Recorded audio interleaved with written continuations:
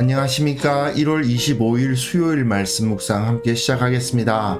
주님의 사랑과 은혜가 우리의 모든 삶과 모든 행동 그리고 우리가 섬기는 교회 가운데 온전하게 임하시기를 간절히 기도합니다. 오늘 본문은 디도서 1장 5절에서부터 9절까지 말씀입니다.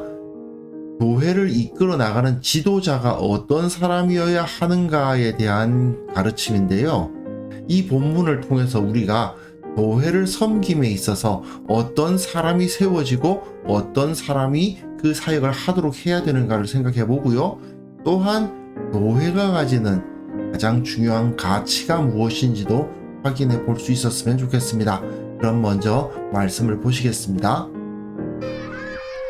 내가 너를 그레데에 남겨둔 이유는 남은 일을 정리하고 내가 명한 대로 각 성의 장로들을 세우게 하려 함이니 책망할 것이 없고 한 아내의 남편이며 방탕하다는 비난을 받거나 불순종하는 일이 없는 믿는 자녀를 둔 자라야 할지라.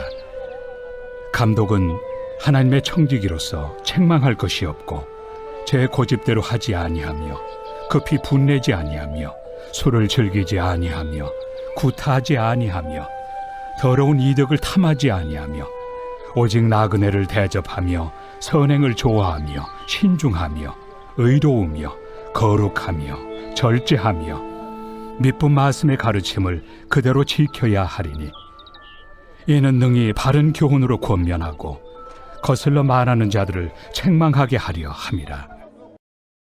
네, 말씀 잘 보셨습니까? 지금 우리는 디도서의 첫 부분을 읽어가고 있습니다. 참된 지도자란 어떤 사람인가에 대한 가르침인데요. 오늘 본문은 경건한 지도자는 이런 사람이다 라고 가르치고, 그리고 내일 본문에서는 이런 사람들은 거짓된 지도자니까 이런 사람들은 택해서는 안 된다 라고 가르치는 부분입니다. 바울은 지금 다른 서신들과는 다르게 인사를 한 다음에 즉시 본론으로 들어가고 있습니다. 아무래도 그레데 교회와 바울은 그렇게 깊은 친분 관계를 갖고 있지는 않았던 것 같아요. 그렇지만 바울이 아무래도 교회 내에서 권위를 가지고 있으니까 디도가 그레데에서 사역을 잘할 수 있도록 밀어줘야 되잖아요. 그러니까 디도에게 하는 말처럼 기록하고 있지만 사실은 디도가 이런 원칙을 가지고 그레데 교회를 섬길 거다 하는 것을 말해주는 부분인 거죠. 교회는 혼자서 섬길 수는 없지 않습니까? 그러니까 결국 디도가 그레데 교회에 가서 가장 먼저 해야 할 일은 함께 일할 동력자들, 직분자들, 지도자들을 세우는데 가장 먼저 관심을 가져야만 했을 것입니다. 그때에 그 합당한 지도자들이 세워지느냐 안 세워지느냐는 정말 중요하죠. 잘못된 사람들이 교회의 지도자가 되어버리면 그 교회는 정말 망하는 거 아닙니까?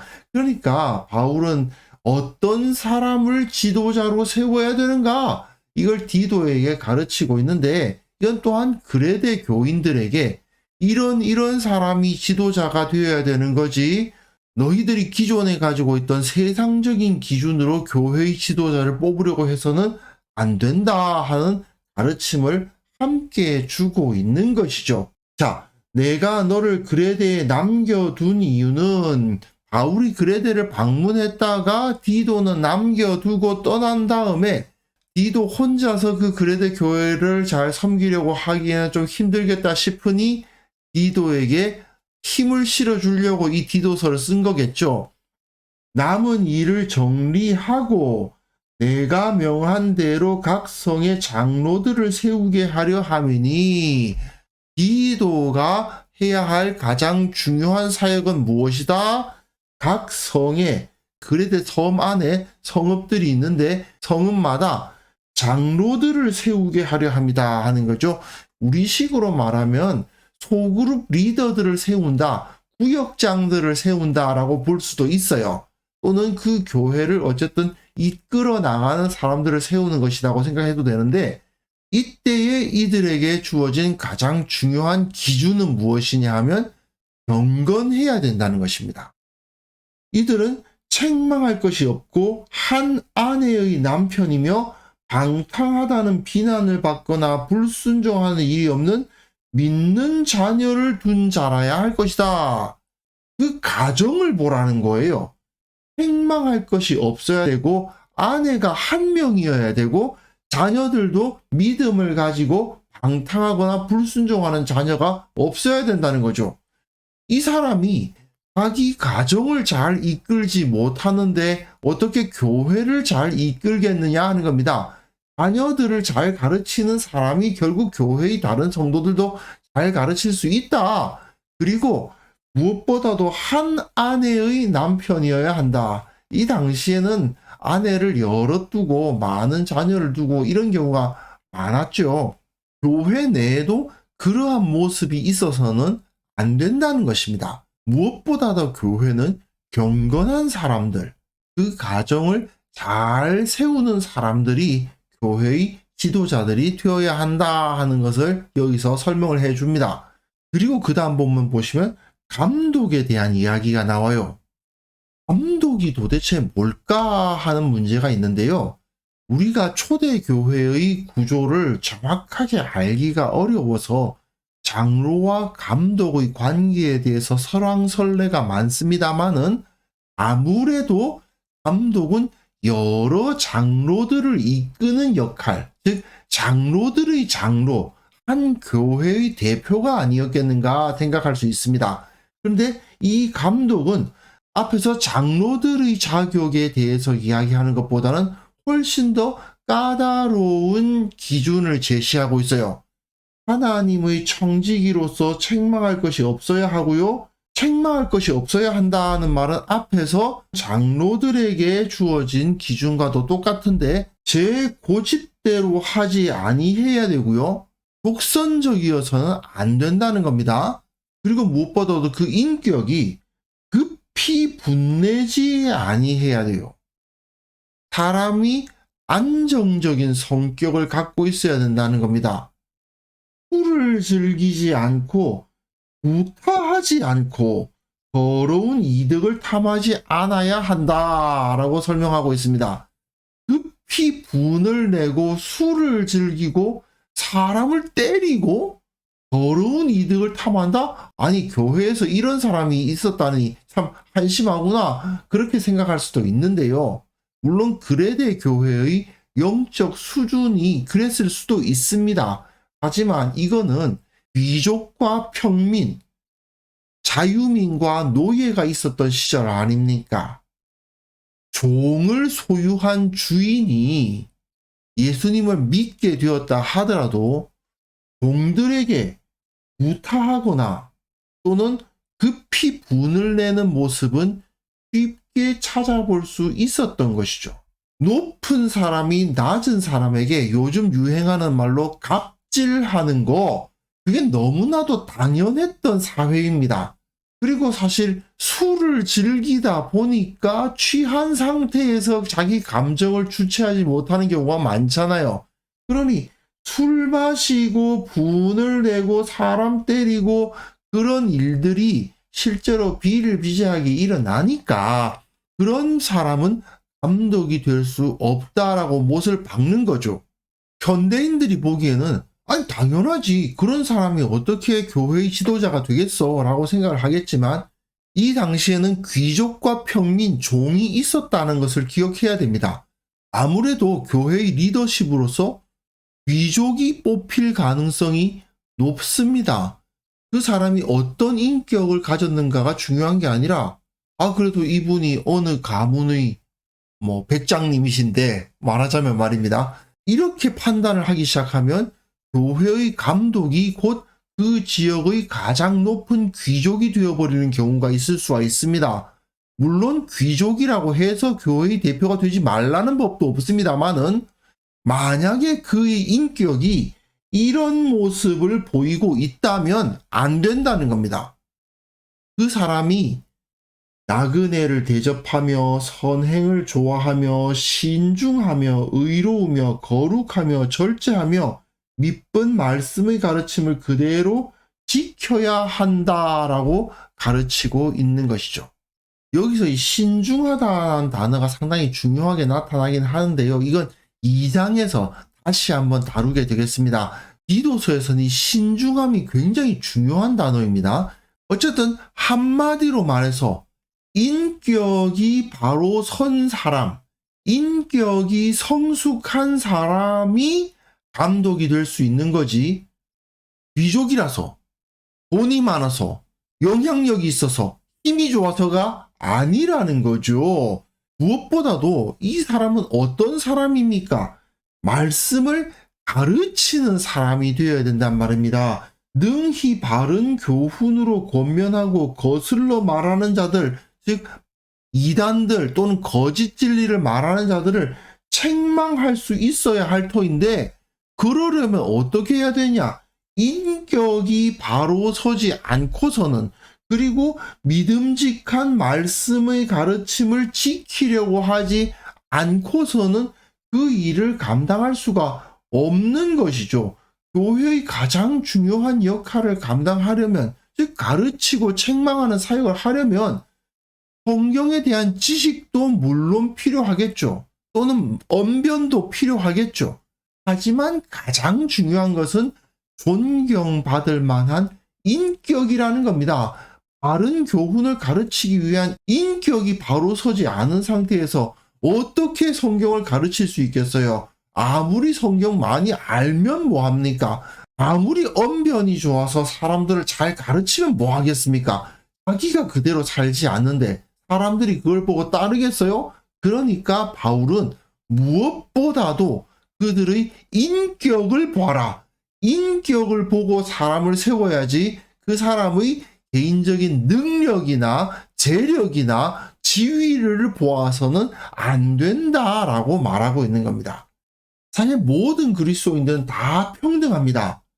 하지만 사람이 모이면 그 가운데 질서가 필요한 것은 사실이죠. 가족이라 하더라도 부모와 자녀 사이에는 질서가 있을 수밖에 없는 거 아닙니까? 사람이 둘 이상이 모이면 결국 누가 리더를 하고 누가 팔로워를 하는가가 정해질 수밖에 없는 겁니다. 교회 역시 마찬가지입니다. 예수님 안에 한 가족인데 여전히 그 안에서는 누가 리더가 돼야 되고 누가 따르는 사람이 되어야 되는가, 이 질서가 있을 수밖에 없죠. 세상에서는 이 질서를 세우기 위한 기준이 뭐겠습니까? 민주주의 사회에서는 표를 많이 받은 사람이죠. 그걸 위해서 세상의 능력, 재력, 유명세 또는 기타 여러 가지 인기가 그 사람이 표를 많이 받게 되고 결국 리더가 되는 기준이 될 겁니다. 하지만 교회에서는 무엇보다도 경건한 인격이어야만 한다라는 것을 다시 한번 확인해야만 되겠습니다.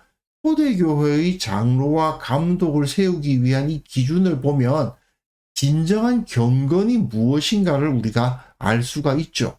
특별한 영적 체험을 많이 했다든가, 또는 교회 내에서 인간적 관계가 좋다거나, 또는 헌금을 많이 해서 교회의 재정에 많은 기여를 한다거나, 이런 것이 교회의 지도자가 세워지는 기준이 되어서는 안 되는 겁니다.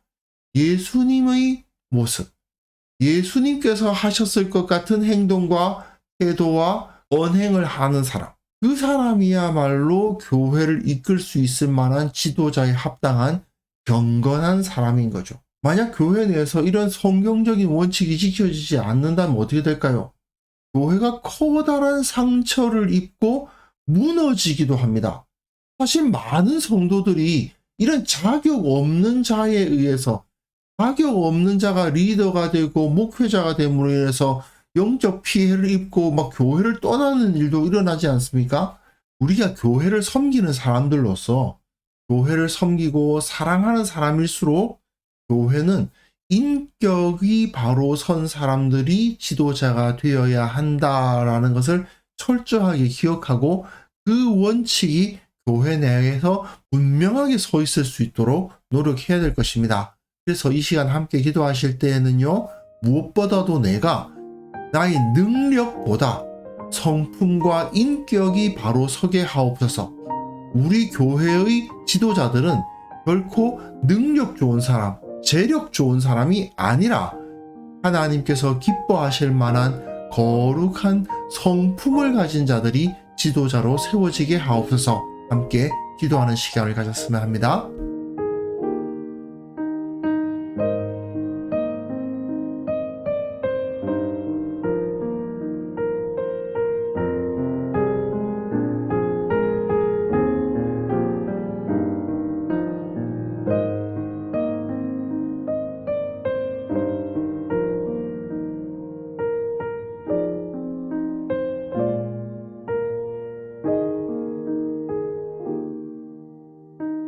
하나님 아버지, 내가 주님의 기쁨으로써 살아갈 수 있기를 원합니다. 나의 기능적인 능력보다 나의 성품과 나의 인격이 바로 세워지기를 구하는 자가 되게 하시고, 늘 주님 앞에서 나 자신을 바로 세우기 위해서 노력하고 나의 언행이 주님과 같이 되어지기를 기대하며 살아가는 자가 되게 하여 주옵소서. 교회를 섬김에 있어서 바른 경건, 올바른 인격이야말로 다른 성도들을 섬기는데 합당한 기준임을 기억하면서 교회를 섬길 수 있는 자로서 성장할 수 있도록 도와주시고, 또한 우리 교회가 주님께서 기뻐하실 만한 거룩한 성품을 가진 성도들의 공동체가 될 수 있도록 도와주시고, 또한 그런 성품을 가진 자들이 지도자가 되고 이끄는 자가 될 수 있도록 주께서 은혜를 베풀어 주옵소서. 특별히 한국 교회를 위해서 기도합니다. 한국 교회의 모든 목회자들이 세상적 가치관을 완전히 버리게 하시고 오직 주님께서 원하시는 삶을 살아가게 하시며, 또한 주님께서 원하시고 기뻐하시는 자들을 교회의 지도자들로서 세우고 그런 그리스도의 제자를 배출하는 데에 최선을 다하는 그러한 참된 사역자들로 변화될 수 있도록 은혜를 베풀어 주옵소서. 그들의 마음속에는 오직 하나님 나라의 꿈을 품게 하시고 이 세상 가운데 예수 그리스도의 향기를 드러내는 그러한 교회를 만들어갈 수 있도록 주께서 은혜 베풀어 주옵소서. 아버지 하나님, 오늘도 주님께서 함께 하시고 동행하시는 하루를 경험하기를 원합니다. 연휴를 끝내고 그 일터로 돌아가는 성도들에게 은혜 위에 은혜를 부어주시고, 무엇보다도 주님의 사랑, 주님의 능력, 주님의 인격이 그들의 삶 가운데 온전히 나타나는 하루가 될 수 있도록 도와주옵소서. 주께서 우리 가운데 계시고 살아계심을 체험하는 하루가 되게 하여 주옵소서. 감사를 드리옵고 예수님의 이름으로 기도합니다. 아멘.